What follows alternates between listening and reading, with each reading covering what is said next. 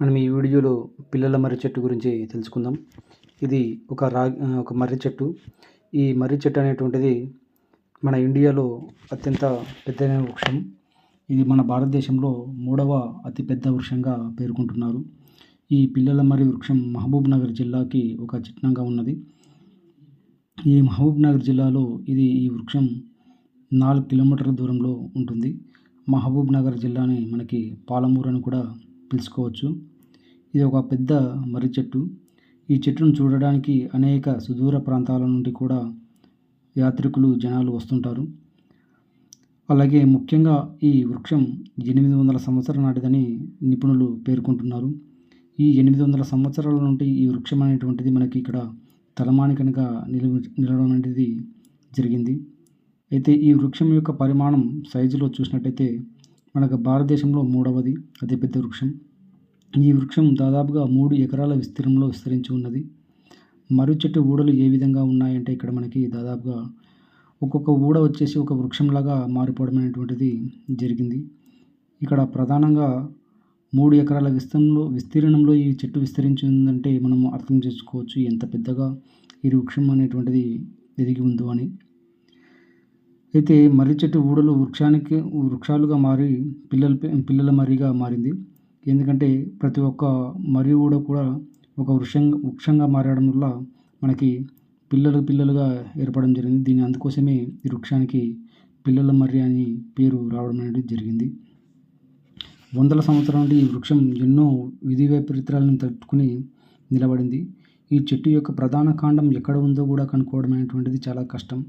దీని పుట్టుక అనేటువంటిది కాండం యొక్క పుట్టుక అనేటువంటిది చెప్పడానికి సరైనటువంటి ఆధారాలు లేవు. అయితే మనకు భారతదేశంలో 3 అతిపెద్ద మర్రి చెట్లు అనుకున్నాం కదా! ఇది ఒక 3వ మర్రి చెట్టు.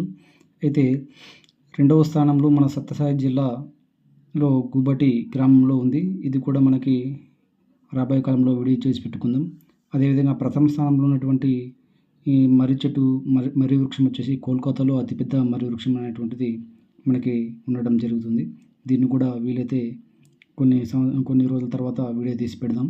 ఈ విధంగా అతిపెద్ద మర్రి చెట్లు మన భారతదేశంలో 3 స్థానంలో ఉన్నటువంటి మర్రి చెట్లు అనేవి మనం చూసుకోవచ్చు. అయితే ఈ పిల్లల మర్రి మహబూబ్‌నగర్‌లో ఈ చెట్టు ఉన్నటువంటిది 3 ఎకరాల్లో ఉంది కదా! ఈ చెట్టు కొద్ది రోజుల కిందట చాలా మటుకు 60% వరకు మనకి చెట్టు అనేటువంటిది ఎండిపోవడం, ఇరిగిపోవడం అనేటువంటిది జరిగింది. ఎందుకంటే ఇక్కడ ఈ చెట్టుకి ఒక రకమైనటువంటి తెగులు రావడం జరిగింది. ఆ తెగులు వల్ల ఇక్కడ ఉన్నటువంటి కాండాలు మొత్తం దాదాపుగా ఎండిపోయి ఊడిపోతూ ఉన్నాయి. చెదలు తింటున్నాయి. కాబట్టి దీన్ని రక్షించడానికి మన స్థానిక గవర్నమెంటు మహబూబ్‌నగర్ జిల్లా నుండి అధికారులు చర్య తీసుకోవడం జరిగింది. ఈ విధంగా తీసుకోవడంతో మనకి మనుషులకి ఏ విధంగా అయితే మనకి హెల్త్ బాలేకపోతే సెలైన్ బాటిల్‌లు పెట్టి మనకి ఆరోగ్యాన్ని చికిత్స అందిస్తారో ఆ విధంగా ఈ యొక్క మర్రి వృక్షానికి సెలైన్ బాటిల్‌లు పెట్టి మనకి ఎక్కించడం జరిగింది. దాని ద్వారా కొద్ది రోజుల తర్వాత 2017 నుండి మనకి ఇక్కడ చెట్లు అనేటువంటివి మళ్ళా పూర్వవైభవం సాంతరించుకోవడం జరిగింది. చెట్టు చిగురించడం జరిగింది. ఈ చెట్లు అనేటువంటివి ఇప్పుడు చాలా అద్భుతంగా పెరుగుతున్నాయి. అదేవిధంగా ఈ మర్రి చెట్ల యొక్క ఊడలు అనేటువంటిది నేరుగా క్రిందికి వెళ్ళడానికి వాటికి ఒక పిల్లర్ల రూపంలో చిన్న స్తంభాల రూపంలో ప్లాస్టిక్ పైపులను అమర్చడం జరిగింది. వాటి ద్వారా అవి కిందికి వెళ్ళి భూమిలో మనకు పాతుకొని అక్కడ చెట్లు వృక్షాలుగా మారడం అనేటువంటిది జరగడం చూస్తున్నాం. అదేవిధంగా ధ్యానం చేసుకోవడానికి కూడా అక్కడ మనకి సాయంత్రం పూట ధ్యానం చేయడానికి కూడా ఒక అవైలబిలిటీ ఉంది. అయితే ఇది చాలా అద్భుతమైనటువంటి వృక్షం. ఈ వృక్షాన్ని ఖచ్చితంగా ప్రకృతి ప్రేమికులు ఖచ్చితంగా వీక్షించాలి. ఈ చెట్టుకు ప్రత్యేకమైన ట్రీట్మెంట్ ఇవ్వడం జరిగింది. అది భారీ కొమ్మ విరిగిపడిన నేపథ్యంలో ఇరిగిపడింది. దాన్ని చూసి మనకి అధికారులు స్పందించడం జరిగింది. పిల్లల మర్రి పునరుజ్జీవం కోసం మెరుగైన చికిత్స అందించే బాధ్యతను అప్పటి కలెక్టర్ రొనాల్డ్ రాస్ అటవీ శాఖకు అప్పగించారు. 2017 డిసెంబర్ 20న పర్యాటకులు ఊడలపై కూర్చోకుండా వాటికి వేలాడకుండా ప్రధాన ద్వారాన్ని మూసివేశారు. అటవీ శాఖ పరిశోధన నిపుణులు సలహాలు సూచనలతో ప్రత్యేక ట్రీట్మెంట్ ప్రారంభించారు.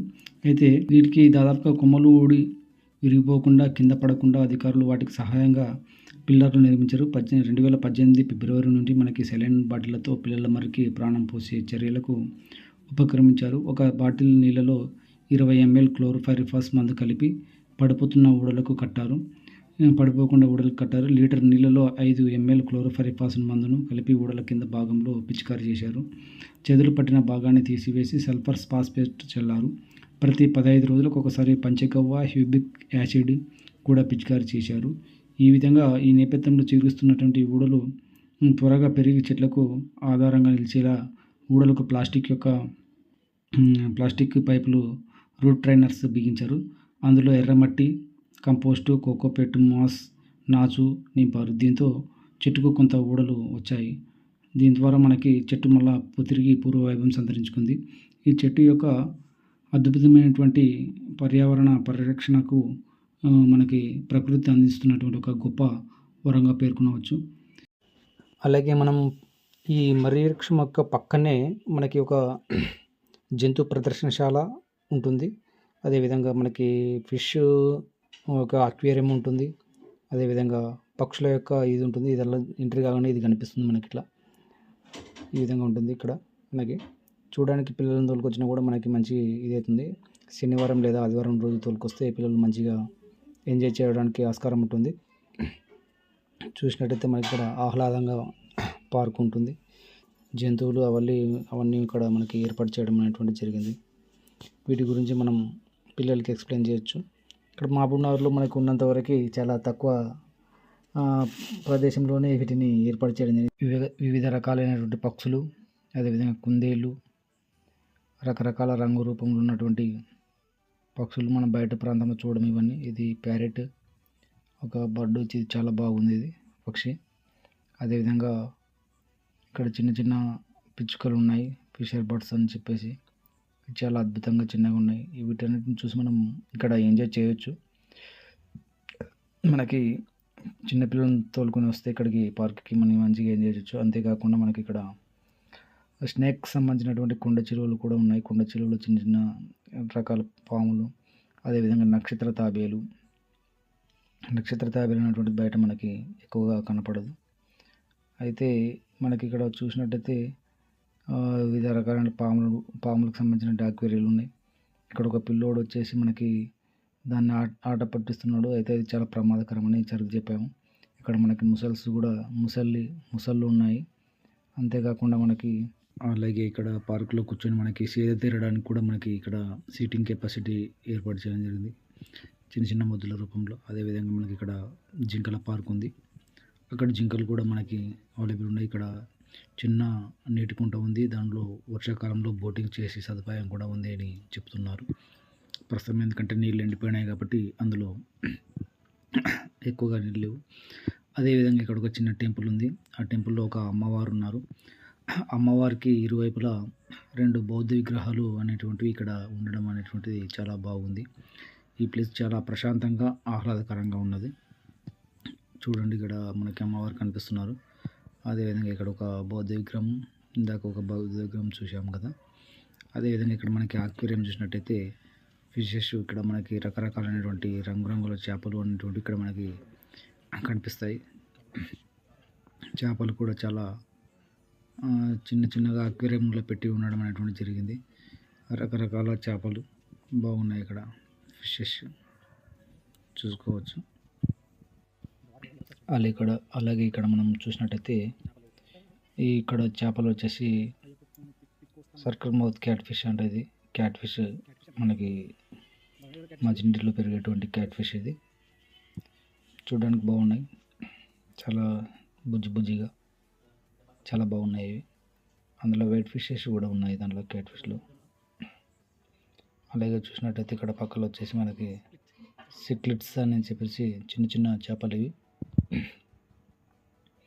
ఇవి కూడా బాగానే ఉన్నాయి. ఇవి అక్వేరియంలో పెట్టి ఉన్నాయి ఇక్కడ మొత్తం మనకి చూసుకోవచ్చు. చూడండి ఇవి. అలాగే ఇవి ఒక కలర్ చేపలు, ఇంకొక వెరైటీవి. ఇవి కూడా చాలా బాగున్నాయి చేపలు. Yellow and white and black 3 రకాలైనటువంటి కలర్లు అనేటువంటి ఇక్కడ మనకి కనపడుతున్నాయి. ఇదైతే చాలా అద్భుతంగా ఉంది ఈ ఫిష్. ఇది orange colour plus white colour mixing అయ్యి ఉన్నాయి. ఇవి చూడడానికి చాలా బాగా అనిపిస్తుంది, ఆహ్లాదకరంగా ఉన్నాయి ఈ అక్వేరియంలో. ఇవి కూడా చాలా రైబోటెట్రా అని చెప్పేసి ఒక ఫిషెస్. ఇవి చాలా చిట్టిగా ఉన్నాయి. కేవలం మన బొటక నీళ్ళంతా మాత్రమే ఇవి ఉన్నాయి. చాలా బాగున్నాయి చూడడానికి.